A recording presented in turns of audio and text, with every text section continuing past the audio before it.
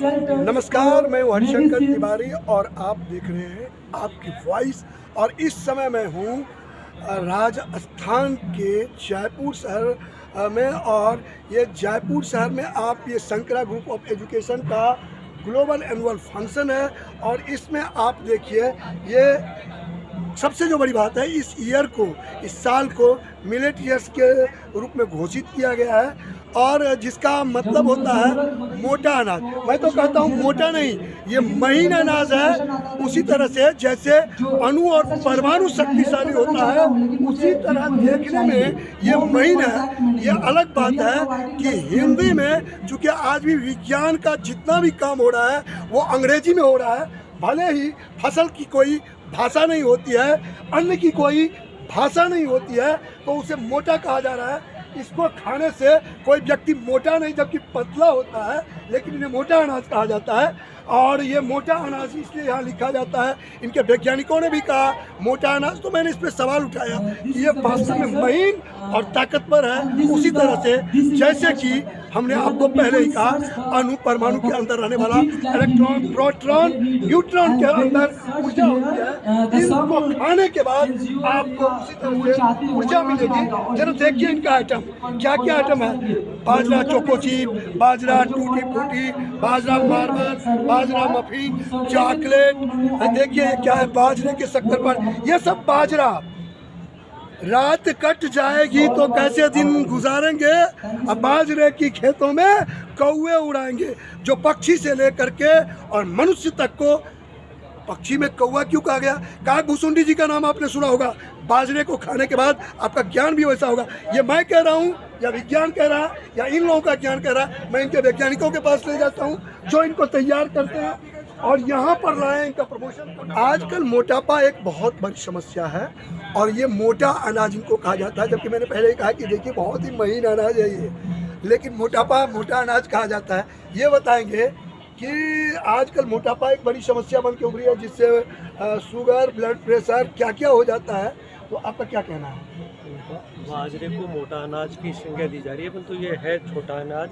और साथ में ये जो बाजरा डायबिटीज पे कंट्रोल करने के रूप में काम में ले रहे हैं। और हमारा कृषि विज्ञान केंद्र अजमेर तो बाजरे के विभिन्न पकवान बनवाने के लिए, व्यंजन बनाने के लिए आंगनबाड़ी कार्यकर्ताओं के माध्यम से अजमेर ज़िले में 2000 कृषक महिलाओं को इसके लिए प्रशिक्षित किया है। बाजरे के विभिन्न व्यंजन आप देख रहे हैं, बाजरे के जो और ज्वार के जो व्यंजन बनाए जा रहे हैं, उसमें बाजरे के लड्डू हैं, बाजरे का चूरमा है, और उसमें विशेष तौर से गुड़ का व्यंजन बना रहे हैं, जिससे डायबिटीज़ भी कंट्रोल रहेगी और मोटापा भी कम होगा। आप ये बताएं कि अब जल की समस्या जो है वो पूरे दुनिया में, और कहता है कि तीसरा विश्व युद्ध जो होगा वो मूल रूप से जल के लिए होगा। तो बाजरे के फसल में जल का क्या है अन्य फसलों की वजह? बाजरा एक ऐसी फसल है जो हमारे पूरी तरह एसएनसी क्षेत्र में बिजाई की जाती है।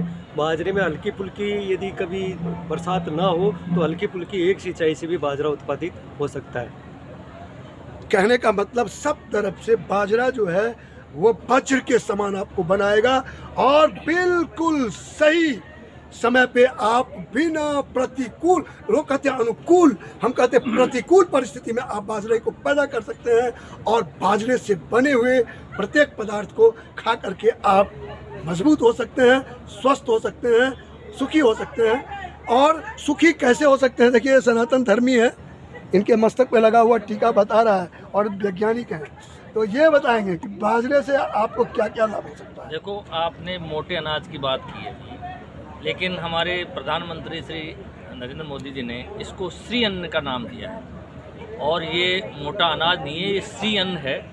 और श्री अन्न का मतलब है कि ये पोषक तत्व पोषण करता है ये अपने शरीर का। और हम देखते आए हैं कि हमारे जो पूर्वज थे वो यही अन्न खाते थे और स्वस्थ रहते थे। लेकिन जब गेहूँ आया, हमारा खान पान चेंज हुआ, कई बीमारियों ने घेरा। हम जैसे गेहूँ खाते हैं ना, गेहूँ में ग्लूटीन की वजह से बहुत सारी बीमारी हो जाती है। आज अगर हम गेहूँ खाना बंद कर दें तो बहुत सारी बीमारियों से बच सकते हैं। तो ये जो श्री अन्न है, इसमें आपका बाजरा ही नहीं है, हमारे बिहार प्रदेश में होने वाली रागी है, सावा है, कोदो है, बहुत सारी जो है, इतनी सारी जो इनकी वैरायटी है। जो हमारे जो 9 तरह के जो हमारे जो अनाज हैं, उनको हमने इस साल जो है इंटरनेशनल मिलेट ऑफ ईयर्स में जो शामिल किया है, उन सबको हम बढ़ावा देने के लिए सरकार भी इस पर स्टार्टअप कर रही है। जैसे बाजरे की बिस्किट की बात की, बाजरे के बहुत सारे प्रोडक्ट बनते हैं, तो इनको खाने से आदमी स्वस्थ रहेगा। और मैं आपको एक और बात बता देता हूँ साथ में कि आपने भी चर्चा की पानी की।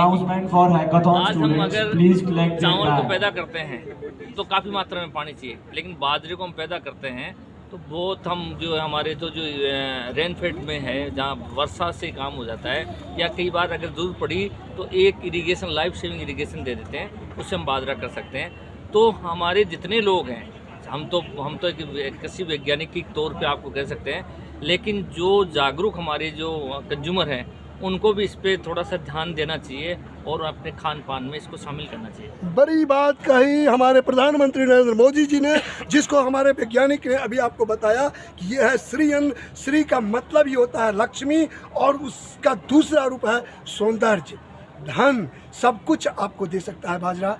बाजरे का प्रयोग कीजिए और निरोग रहिए। कैमरा पर्सन सुशील के साथ मैं हरिशंकर तिवारी, जयपुर, राजस्थान, आपकी वॉइस।